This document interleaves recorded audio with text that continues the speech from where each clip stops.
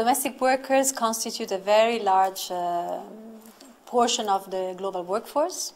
There are millions of workers involved. They play a very important role in national societies and economies. They allow other workers to remain in paid work, to conduct business. But despite their social and economic contribution, they are low paid, they are unprotected, they are unorganized, and therefore international labor standards on this particular subject is meant to protect them and ensure some minimum guarantees with a view to allowing them to have equal treatment relative to other workers. Domestic workers are covered by all existing international standards unless otherwise provided. The fact is that many ILO standards allow for the exclusion on a limited basis of certain categories of workers.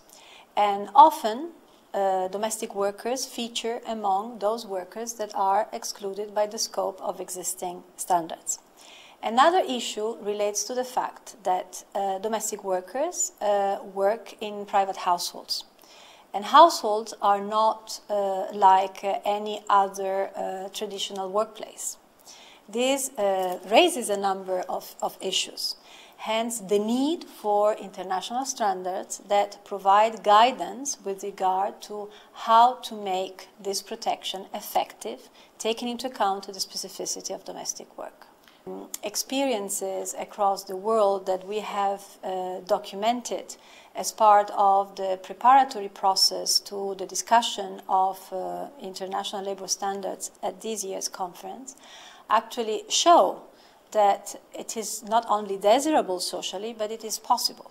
We will now have a very busy year ahead of us, during which we will be engaging and assisting our member states and workers and employees organizations to get a better understanding of what are the issues at stake, and come up with some common solutions for a global problem, and arriving better prepared to the discussion of the conference next year, because in 2011 the conference will be adopting, hopefully, international labor standards on domestic work.